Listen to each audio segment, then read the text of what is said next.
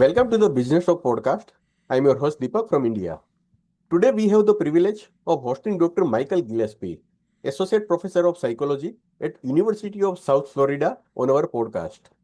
Dr. Michael teaches at the University of South Florida's Sarasito Manatee campus and directs the Human Applied Cognition and Decision Making Lab in Tampa.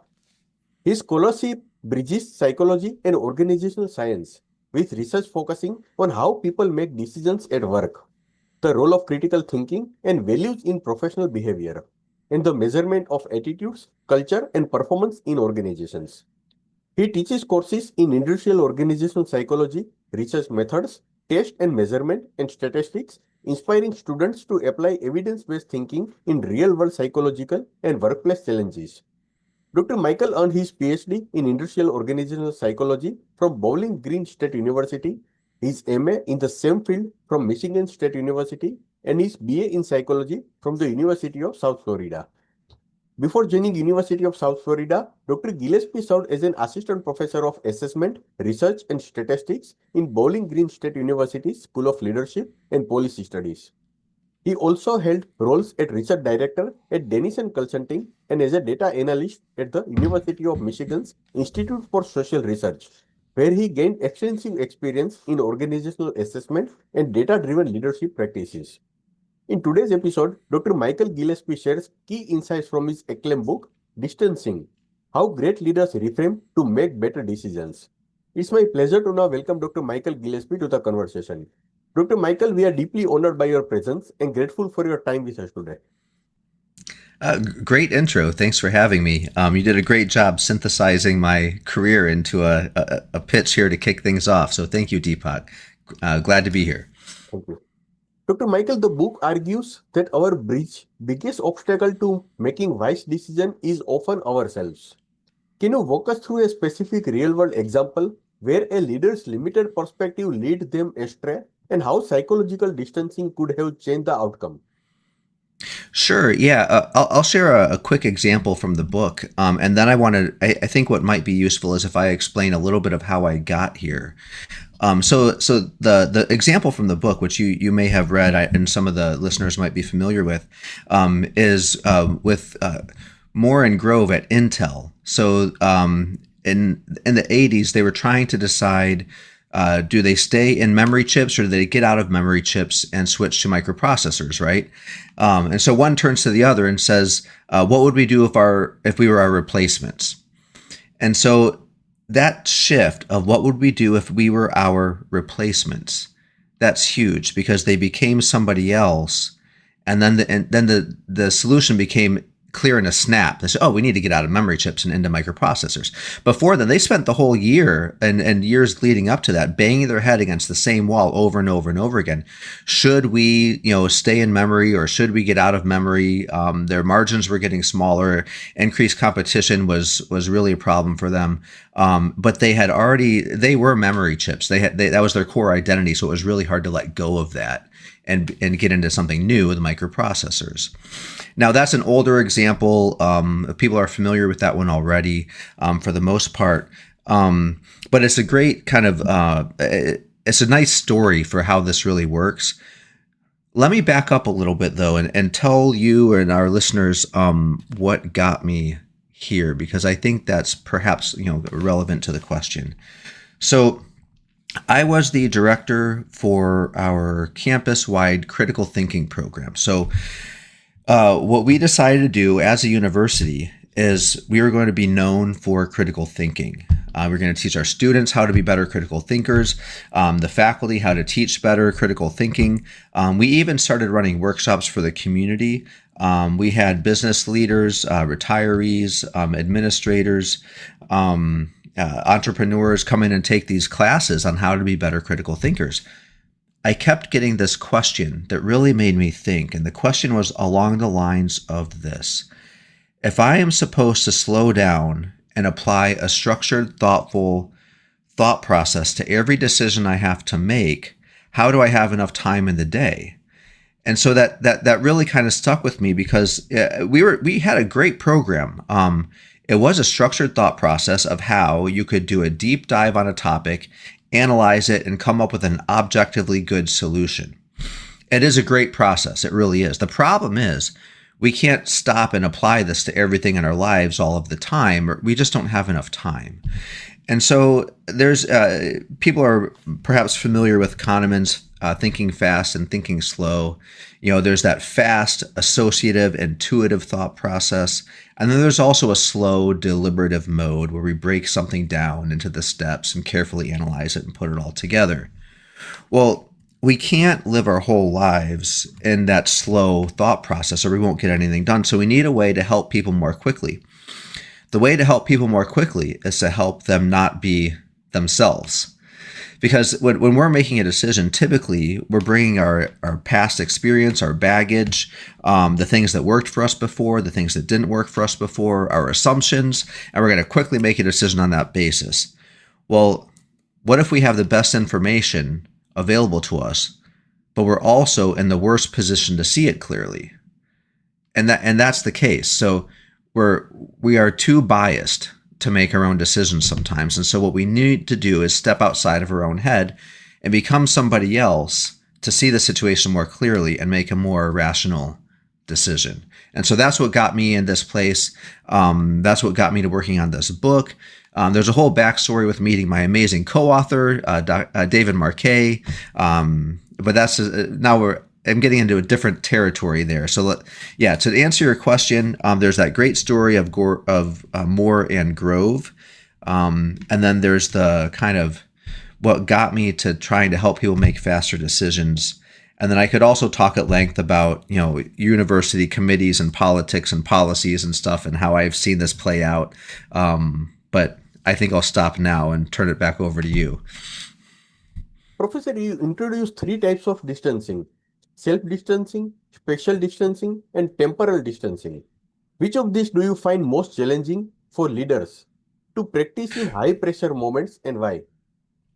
Yeah, so that's a great question, and I really like the distillation. So we really have those three things. We have self-distancing, spatial distancing, and temporal distancing. And in other words, be someone else, be somewhere else, or be sometime else.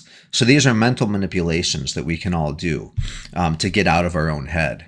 And so the one that I recommend the most, I know this isn't what you asked, but what I recommend the most, and I think you have this, we will get to this later, but is self-distancing. It's the easiest.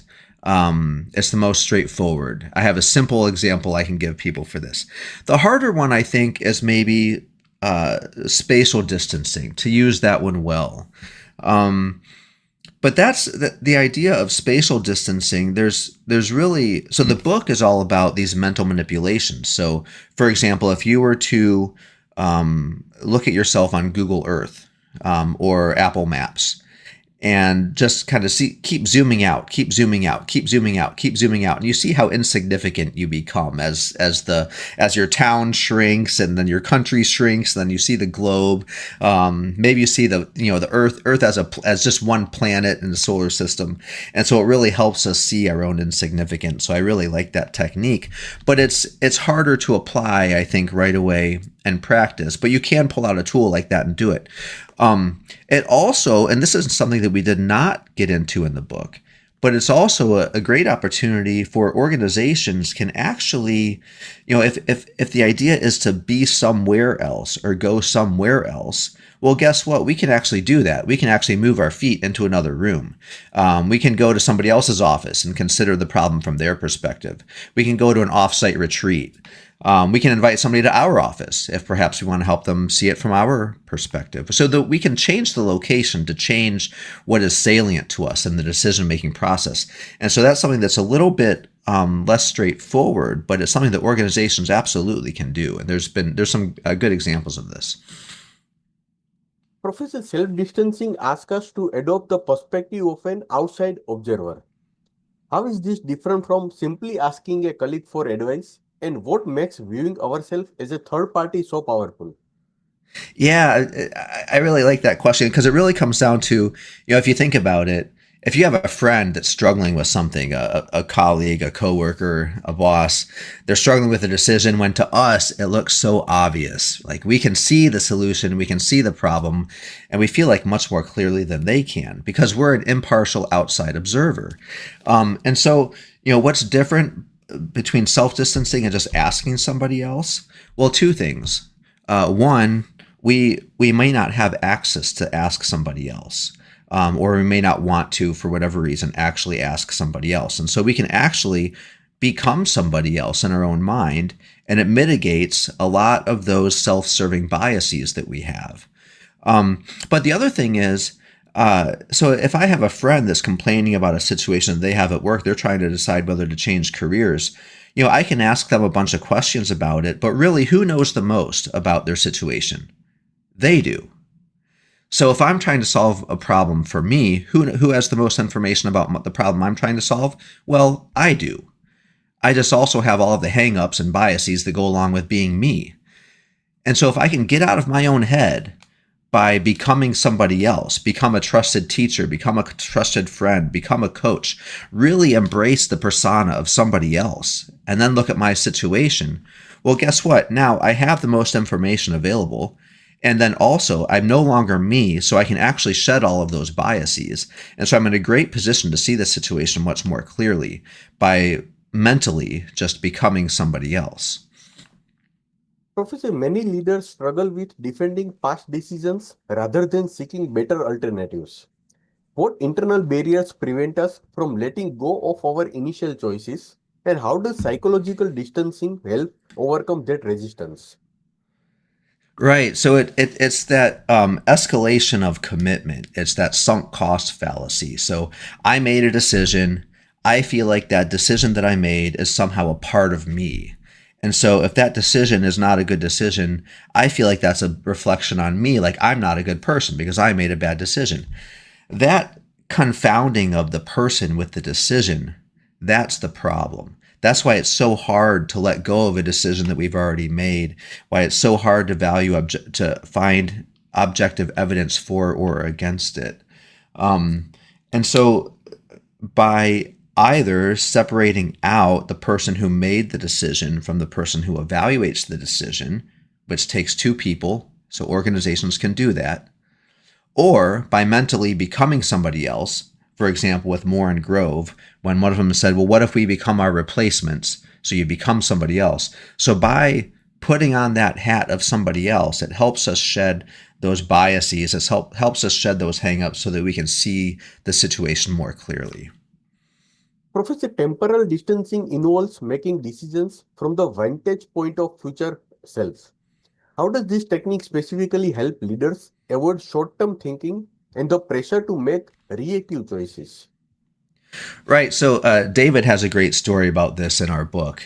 He talks about how when it's time to bring the submarine into port, you can either have the sailor who is the most practiced do this; they're going to do the best job right off the bat. Or you can have somebody that has less practice do it, and they might not do as good of a job that time. But guess what? The sub is going to be better prepared 6 months down the road because now more than one person knows how to bring the ship into port. And so, becoming your future self, becoming your 6 month future self, or your 2 year or your 10 year future self, when you really immerse yourself in that position, it helps break down all these time related biases, that everything is here, everything is now, this me here now perspective. It helps us see things with the benefit of temporal distance, and so it helps us more readily make decisions that are in our that are more in our long term best interests. When people are asked to save money, if they're given a prompt to become their future self and then think about what they want in their life then, and then make the decision now, they're much more likely to save money. Professor, you emphasize that the tools are simple, yet implementing them consistently is clearly more complex. What are the most common pitfalls you see when leaders first attempt to practice these distancing techniques? Right. So the biggest pitfall is when you can kind of feel that you need to be doing something to get more objectivity, but you're just I'm too busy. It's too rushed. I just want this. I just need it to do it now. And so the biggest pitfall for me that I see in myself and in other people is when we can't be bothered to slow down and more carefully weigh the decision. And so I'll tell you for myself, when I have a major decision to make, and I'm like, you know what, I can't be bothered to use the own techniques in my book. That's a huge red flag. That tells me I'm about to really screw up big time if I can't even be bothered to slow down and use the basic tools. And so the most important one is to simply pause, call a timeout. And so we want to normalize that. We want it to be okay for other people in the organization. We want to be okay with those of us with the people around us to say, hey, all right, I just need to take a quick timeout. I need to consider this from a different perspective and then come back to it. And so just that ability to notice when we're likely to be affected by these biases, sunk costs, self-serving biases. When we think these are going to be an issue, we need to be able to stop and reframe the decision to get better perspective. And when we can't do that, that's when we're most likely to screw up. Professor, the book is backed by compelling scientific research. Could you share some of the most surprising findings about how psychological distance affects decision-making quality across different organizational contexts? Right. So research on applying distancing in organizations is still developing. One of the most surprising findings for me is that the results of a simple manipulation. My favorite one is this. So if you journal, if our listeners journal, I do, especially sometimes when things are going well, especially when things are challenging, I'm more likely to journal. Okay, when people journal, you probably start out saying something like, well, I'm trying to decide whether to blah, blah, blah. It's this I, me, my frame, this first person language, this first person perspective. Just change the language, shift to third person. So Mike is trying to make a decision. Mike's trying to decide which project to prioritize over break. Okay, now that I'm using the third person, I've snapped out of my own head, right? And so that's the simplest manipulation is the simplest tool is to just journal using the third person. I have tons of anecdotal comments from my students about all this, and the research is striking. For example, the effects of self-distancing like this, so let's say you're going to give a talk and you don't have enough time to give a talk. And so you have a manipulation where you can either focus on, I don't have enough time for this talk. I have to give this talk that's important. Or, hey, Mike's giving a talk about hiring practices. He doesn't really have enough time, but he's just going to have to go out and do his best. That simple manipulation of getting out of the first person perspective and into the third person perspective, that improves not only your performance on that talk, not only your level of anxiety in giving that talk, but it can have benefits even up to a week later. And that's the crazy part to me, is simply practicing and getting out of our own head can have benefits, not just right now for whatever task I'm focused on now, but it can have benefits that last up to a week later in terms of what we've actually shown to be the case in research right now. Professor, spatial distancing involves zooming out and seeing ourselves as a part of a larger picture. How does this shift in perspective change the way leaders prioritize competing demands and conflicting stakeholder interests? Right. So think about it this way. So maybe you're working on a merger and acquisition, and somebody is really upset about what's happening in a particular department. They walk into your office or they catch you in the hallway or whatever, and they're venting. It's really important to them, and they walk away. And now you have to go make a decision about this. Well, what is most salient? It's that interaction that you just had with that one person from that one department. And so what we need to step out. We need to see the bigger picture.